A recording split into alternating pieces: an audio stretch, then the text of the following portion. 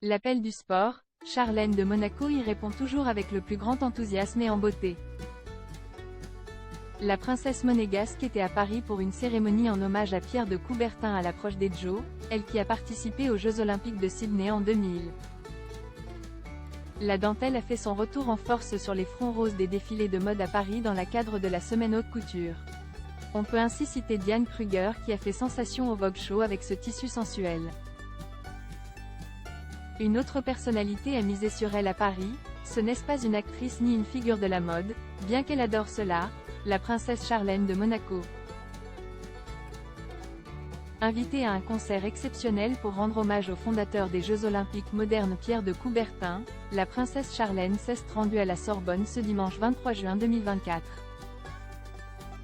Elle a de nouveau choisi une tenue signée Elie Saab, comme elle l'avait déjà fait pour la clôture du Festival de la télévision de Monte-Carlo il y a quelques jours, mais cette fois, elle a troqué le blanc pour un noir d'une élégance infinie sous forme de combinaison. L'association familiale Pierre de Coubertin et sa présidente Alexandra de Navacelle de Coubertin avaient choisi la musique comme vecteur de cette soirée en proposant un concert mettant en lumière l'esprit olympique. Aux côtés de l'ancienne nageuse très concernée par cette grande manifestation sportive, elle a d'ailleurs porté la flamme sur le rocher il y a quelque temps, on pouvait aussi citer le président du CIO Thomas Bach.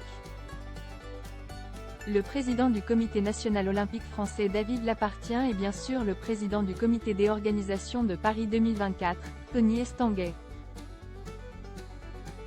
Monaco Matin souligne aussi la présence de Guy Drut, l'ex-ministre des Sports ou encore de Jean Todt, ancien président de la FIA et son épouse, la star de cinéma Michelle Yeoh. Où étaient Albert de Monaco et leurs enfants Jacques et Gabriella? Au même moment, le prince Albert était avec ses deux plus jeunes enfants, Jacques et Gabriella, 9 ans, pour prendre part aux festivités de la Saint-Jean. Désormais rodés à ce type de manifestation, les jumeaux restent encore des coquins et l'attitude de boudeuse de la jeune monégasque n'a échappé à personne.